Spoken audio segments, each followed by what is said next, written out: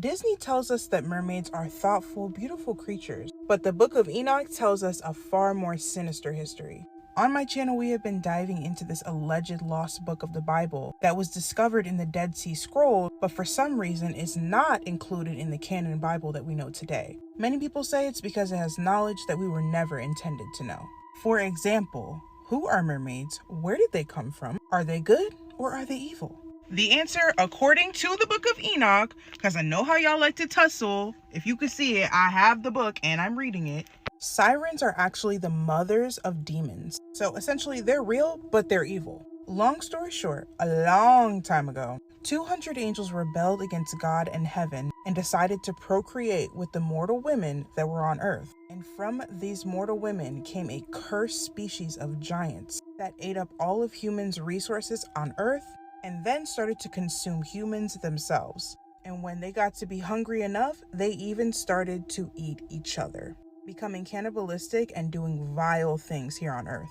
These events led up to Noah's flood because God said enough is enough. Now, during this flood is when Noah had built the ark and him and his family escaped, but the Nephilim were not so lucky. They drowned in the water, but it wasn't the end for them. What if I were to tell you that the demons that we know today are actually the disembodied spirits of the Nephilim, aka the giants, roaming the earth seeking what souls that they can devour, and that's where the whole ghosts having unfinished business came from. Now, those fallen angels that rebelled were punished by God and put in shackles. 4 of those fallen angels are actually now chained under the Euphrates River, and in Revelations, the last book of the Bible, it is said that they will be let out and they will unalive 1/3 of the population during the time of judgment. So now let's get into the nitty-gritty when it comes to the mothers of demons. You probably understand now why they are called that, but you'll ask yourself, okay, so the Nephilim got punished, the fallen angels got punished, but what about the women? The women were actually cursed to roam the sea until their final day of judgment. And this is why throughout history, we can see so many versions of sirens, because they've been around since the dawn of time. However, the media wants to desensitize us and make us think that mermaids are just wanting to be part of our world, collecting thingamabobs under the sea.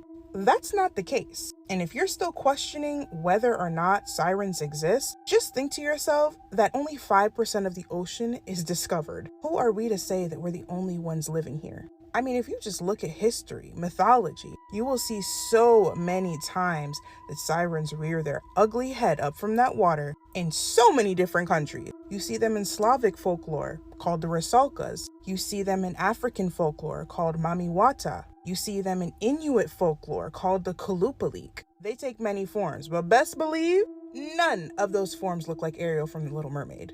I hope this answered your question. I can definitely do a part 2 diving deeper into what I'm reading in the Book of Enoch. I always like to cross-check it with the Bible because I do not read the Book of Enoch as scripture. I read it as history, if that makes sense. As always, make sure you guys like and follow and comment down below what you think.